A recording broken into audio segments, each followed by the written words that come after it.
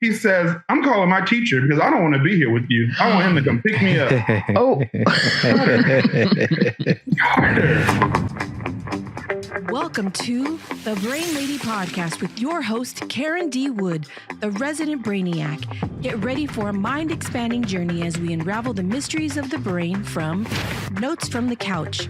Join us as we delve into the complexities and wonders of this enigmatic supercomputer. Fasten your mental seatbelts and prepare to have your synapses fired up. Welcome to the captivating world of the Brain Lady Podcast.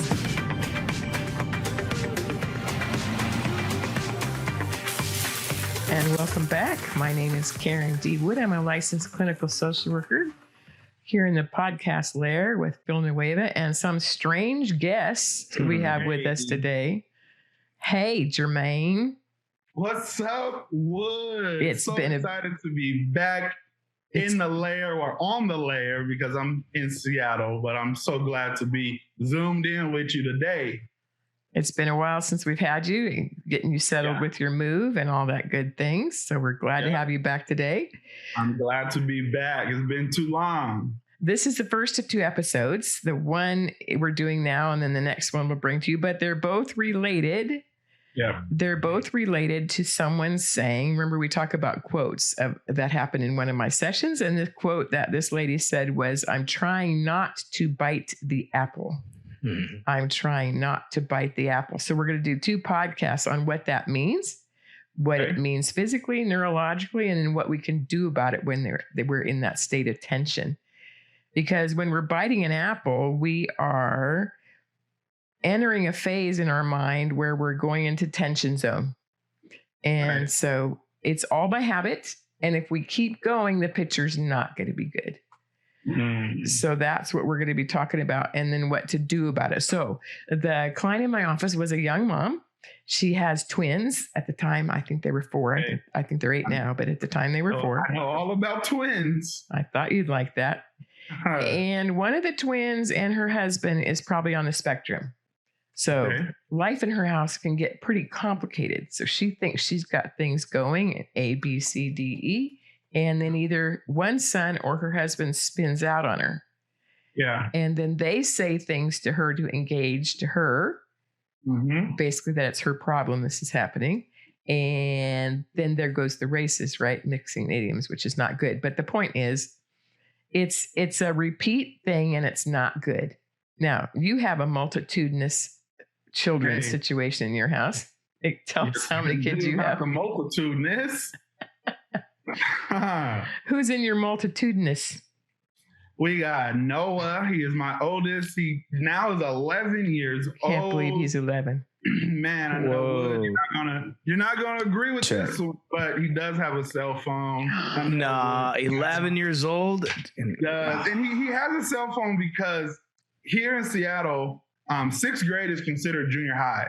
So he's at like this massive school. It's huge. It's a huge school. He catches the bus to school and home. So when he walks out the door in the morning, he checks his cell phone out for me. And when he walks in the door, he checks his cell phone back in. Good. School safety phone.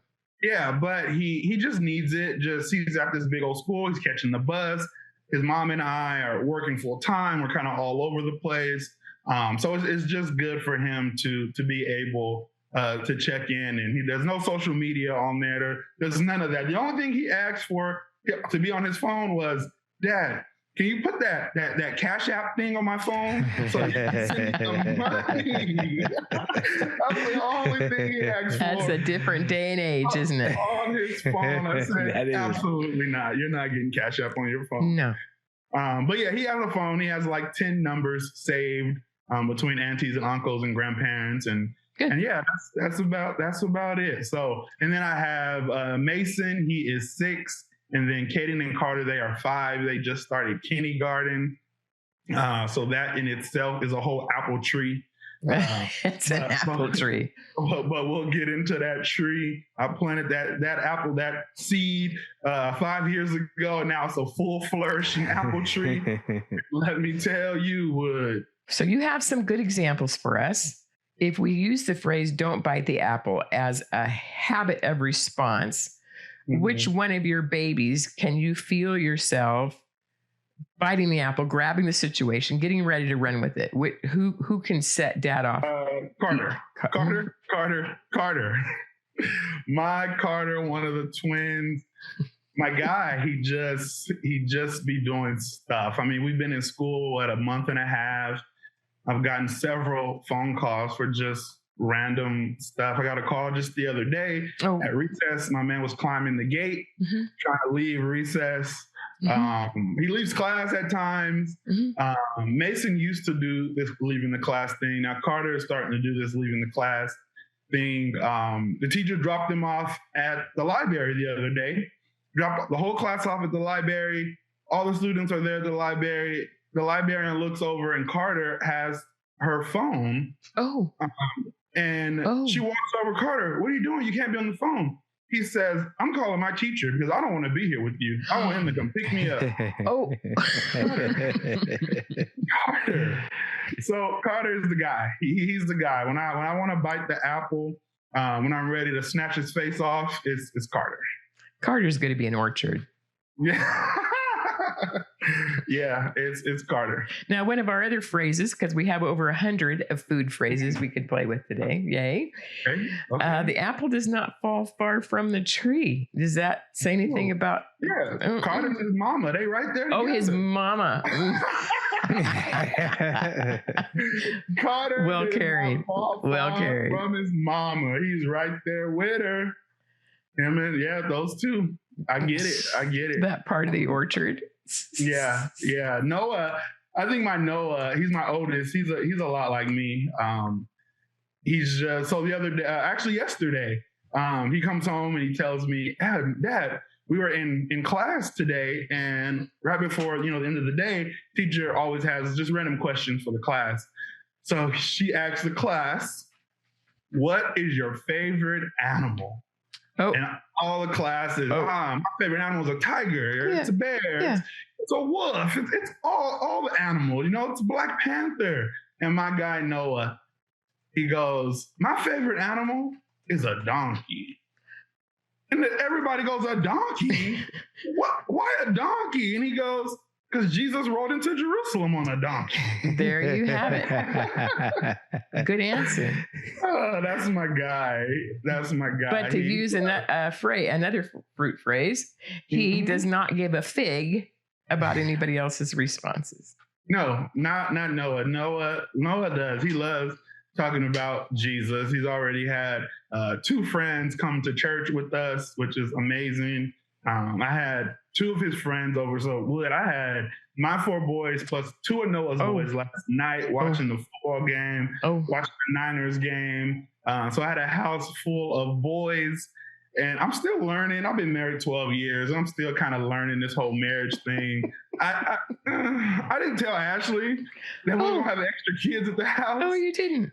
So after a long day of work, she walks in the house and all these boys are in the house, and she just looks at me like, what is going on? So she did not think that was a peachy keen situation. She was ready for those boys to leave. She got in the house. Go Phil, I got a joke for because of your therapist here. Why did the apple go to therapy? It had too many core issues. Too many core issues. Had to sneak that in there. That was a good sneak, actually. I like that one. Not on my list, but that was a good sneak. So we're just talking about us. Remember our amygdala right behind our eyes, right behind our ears, that core baby in the middle there. It scans for the danger of the situation. So now you're going to be scanning for the danger of what Carter's doing at school.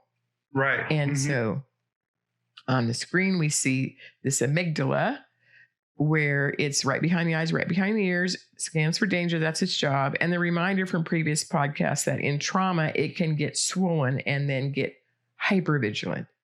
And that's what happens when we have kids like my youngest of behavioral challenges when they're young. I can't tell you how many times I got that call from the principal. Mrs. Wood. Yeah. Oh, no. And so our job is to notice, it's as if our scale is 0 to 10. Remember, we hold our hands up, scale is 0 to 10. And that amygdala will take us back up to that number of irritation right away. So when you think about biting the apple of a Carter behavior, you get another call from the teacher. He didn't stay in line. He ran to the back, blah, blah, blah, all the Carterisms. What number would you say you go to automatically just from the, I don't have time for this? What number would you say you go to? I think immediately I probably jump up to a 5 or a 6. Right. But I regulate it pretty quickly. Good. But yes, it definitely. You've had some practice. I've had some practice on regulating it, but I can feel it. I can feel it jumping up Carter again. And then I also try not to get into that language of Carter again. Oh, Carter. Good Carter's for you. Always the one. Good for you. Carter's always the one that gets in trouble. It's so easy, right? It's so easy to just go into this is just what Carter does. And then you kind of just accept that behavior. But we're not going to just accept that behavior here at our house. We're working with him and we're teaching him. And today he gets out the car, which he's doing a lot more. He gets out the car and says, Dad, I'm going to have a good day today. I'm going to take my deep breaths when I don't want to listen to Good for him. Good for him. So he's understanding, like we talk all the time, language shapes behavior, behavior shapes culture. And I'm trying to build that culture within our family where our kids, they do follow the rules. They do listen to their parents. They do listen to their teacher. And it doesn't feel like it's a drag that they have to follow the rules. So yeah, just working with him. Again, he's 5. So a lot of these behaviors are going to show up, and it's my job as a parent to be first regulate myself, so then I can help regulate him. I was going to get a clip, but some stuff happened this morning, so I didn't get it together. There was an Instagram this week about a mom. She's laying on a pillow. You see her; she's right there, and you see her 1-year-old in the background about to crawl out of the crib, and she says, "Don't crawl out of the crib; you're going to fall." And this 1-year-old little boy, guess what he's doing? And all of a sudden, you hear this clunk. And she doesn't move. I told you. Hey, you got to learn sometimes. Except when you're 1, like your point being he's only 5. When you're 1, you don't have a concept of what's going to happen when you break the bones in the emergency room. Yeah, so the internet went nuts all over her on what. Oh, yeah. Half the people were like, yeah, now he won't do it again, which is not true. In a 1-year-old, that probably may not. Not for your Carter and my Parker. That would not be a don't do it again. No, he probably have fun. He's going to do it again. And try it again. Let's see if we can jump out of the crib this time. Yeah, exactly. So good. Don't bite the apple is recognizing the habit of my reaction in standard situations. So for you to be able to say, he's going to be doing these things. Now you're all tired. You're coming home in the car. Ooh, who's going to say what in the car that's going to send you off by habit? All of them. Pick one, anyone. It's the same question that they all ask in the car.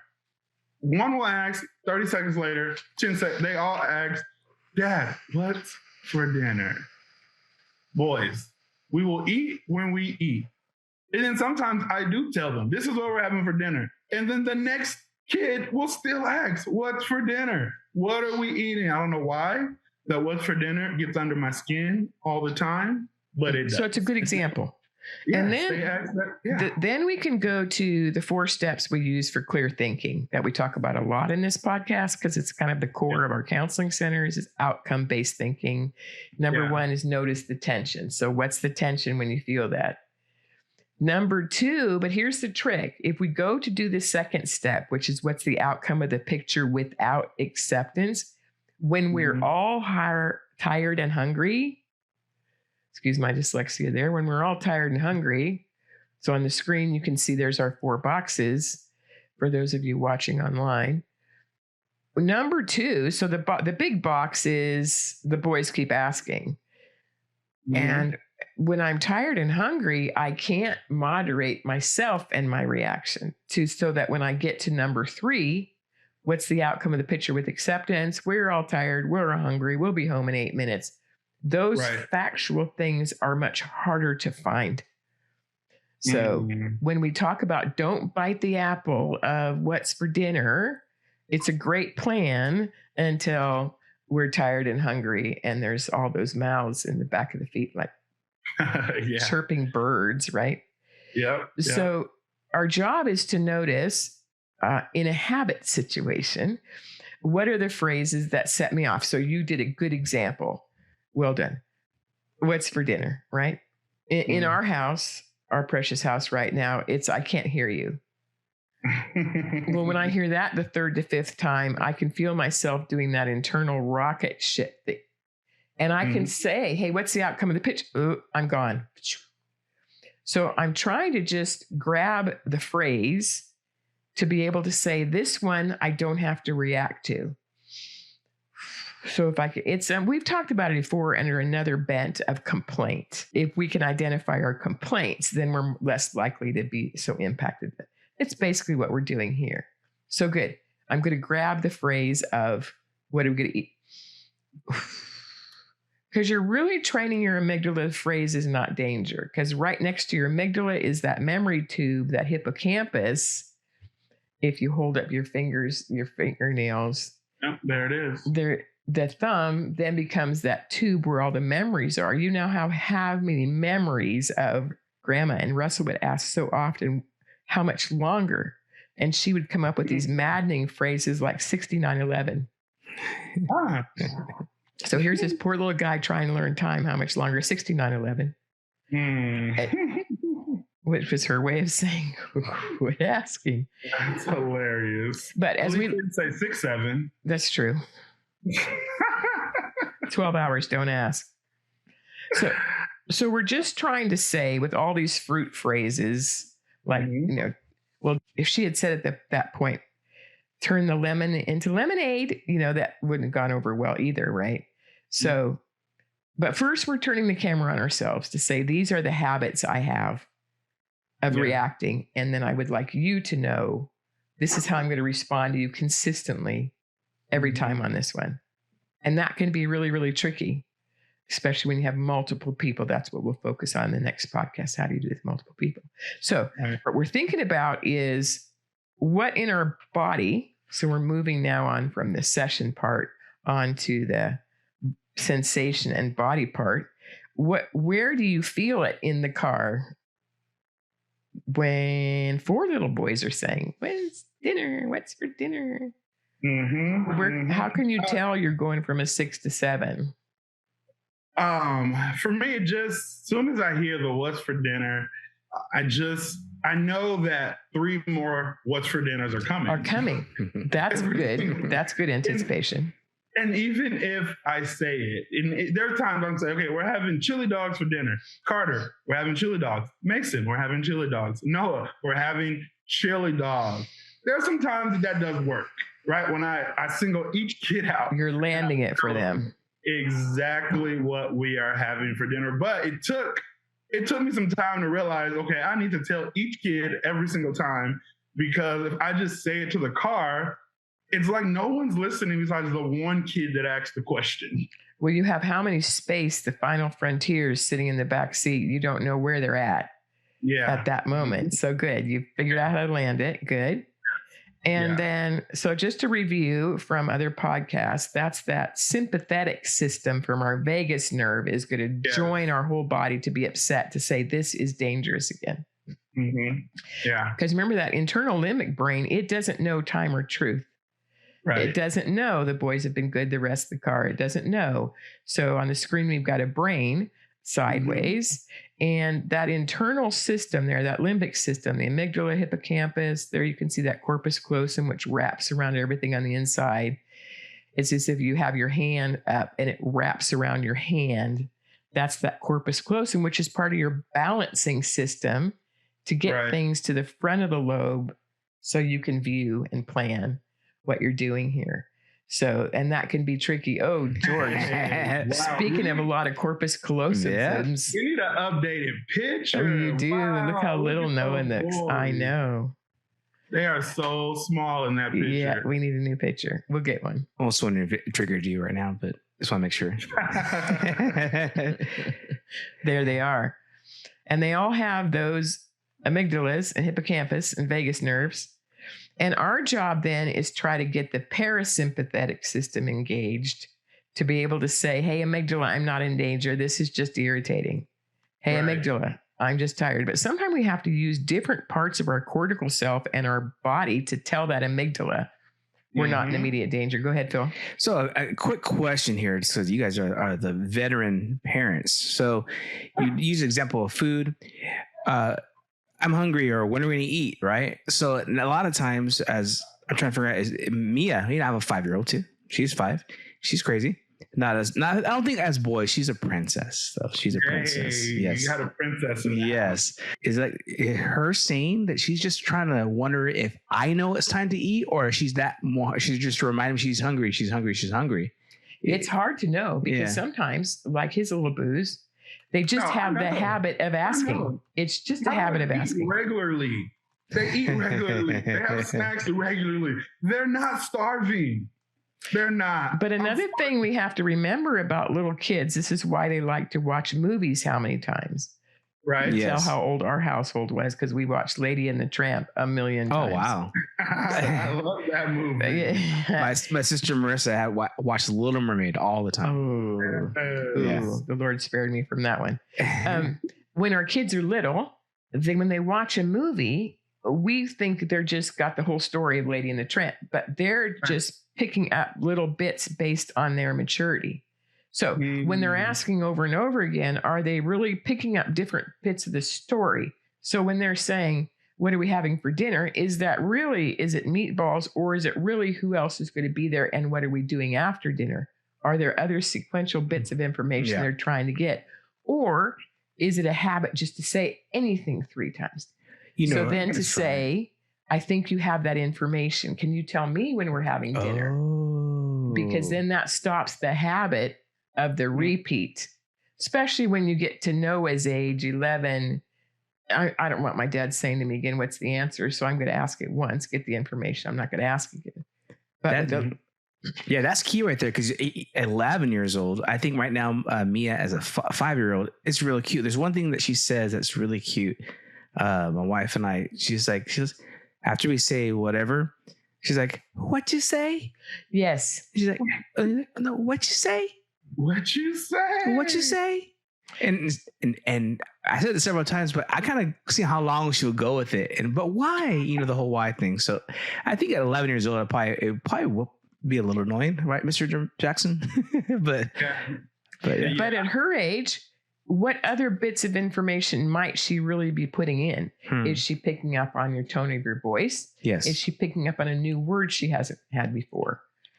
I remember when Dr. Dobson, old time great family guru he guy, just passed away. I was really impacted when my kids were little when he said, say everything 3 different ways. So it's a grammar function. Yeah. So when she said, what'd you say? Well, we're going to have dinner half an hour from now instead of at 6 o'clock. It's going to be half an hour from now. Well, what'd you say? We're going to have dinner before we put you to bed. So then you're starting to give her this. Is that what she's after? Sequential information?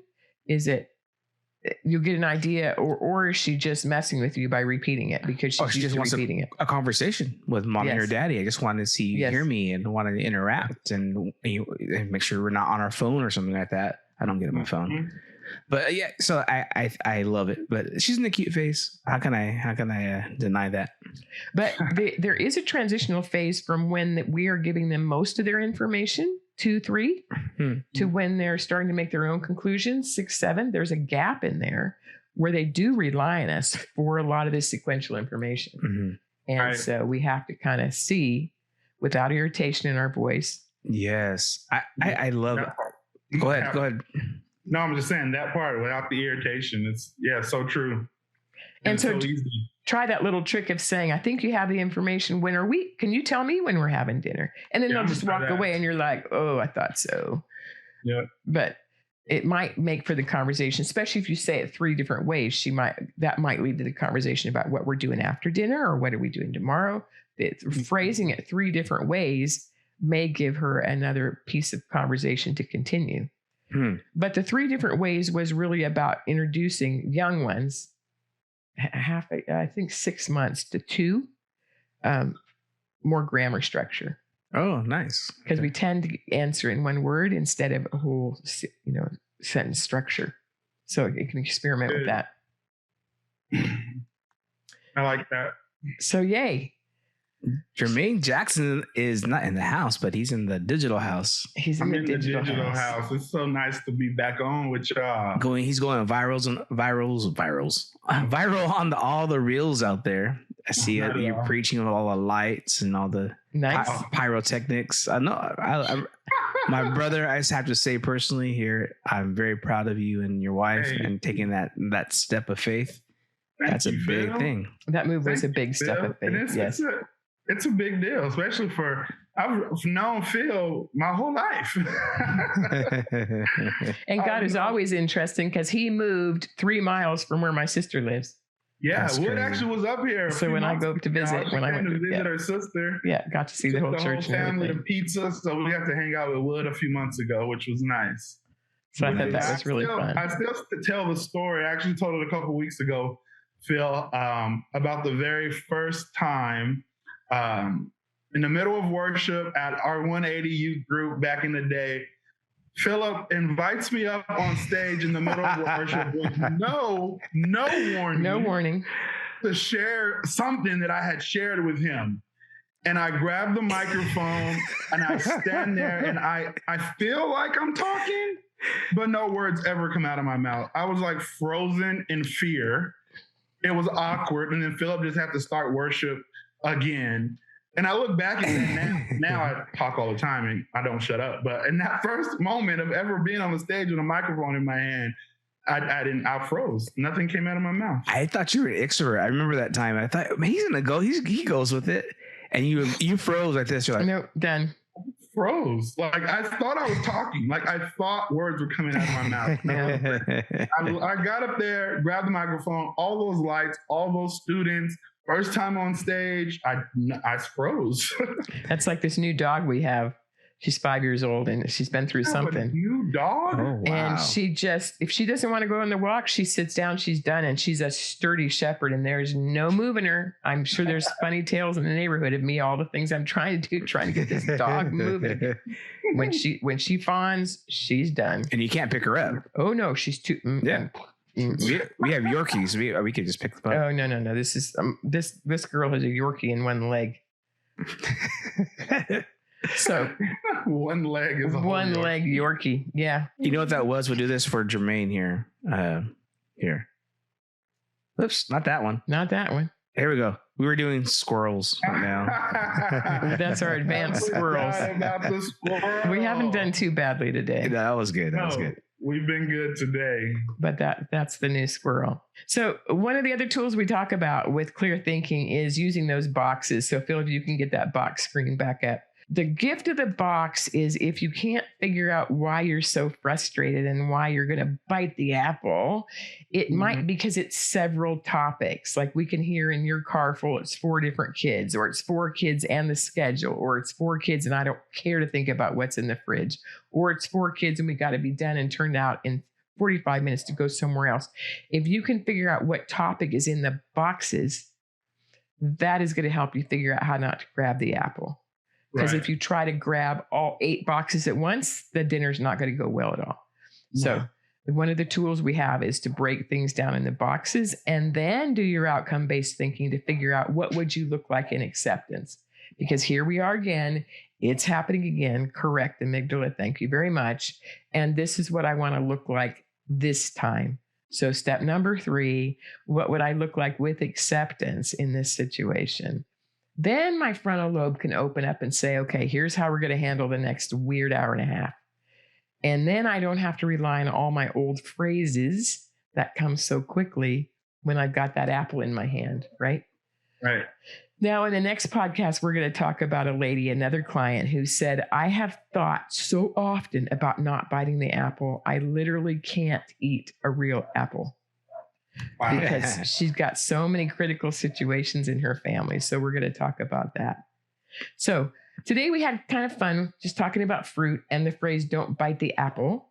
If we can recognize when we start escalating internally and when our habit of response shows up, that's actually something we can do about it. We can heal that habit. Because remember, I'm holding my hands up like a tree. Those are neurons with this habit. If I don't use those neurons, that's how I lose them. Don't use them, you lose them, which is what we want if it's a habit we're trying to heal. So keep that in mind, because most of these reactions with the apple, they are habits. So good. I had some fun talking about different kinds of fruit and making lemon out of lemonade. And so the fruit verse for today, because we have a fruit verse. Are you ready? Yep. Galatians 5:22-23. The fruits of the Spirit: love, joy, peace, patience, kindness, goodness, faithfulness, gentleness, and self-control. So if we can grab some of those things instead of the apple, then we can grab a strength bigger than us to handle the situation. So keep all those other fruits in mind. I think it's great. There's fruit in the Bible. I just think that's hilarious. So, Jermaine, anything helpful in there thinking about parenting your kids, thinking about don't bite the apple? Yeah, I think today was a great podcast. And I think for me, one of my recently in this season, one of my go-to scriptures right now has been in Romans. And it talks about, give to me your everyday, your ordinary life. You're eating, you're sleeping, you're drinking, you're walking around. Give it to me as an offering. And really that's what keeps me from biting the apple. Just to know in everything, in my ordinary life, am I eating, am I sleeping, and am I walking around? Just give it to God. Give everything that I have as an offering to the Lord. My kids, my wife, my work. And in that, it helps me not to bite the apple, not to fly off the rails, to just know, you know what, I just need to give this to God. And that's what's really going to help me get through it. That's marvelous.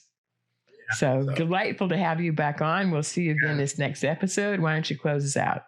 Thank you so much, everybody, for joining us on another Brain Lady podcast. I look forward to seeing you guys again. Wood, thank you so much.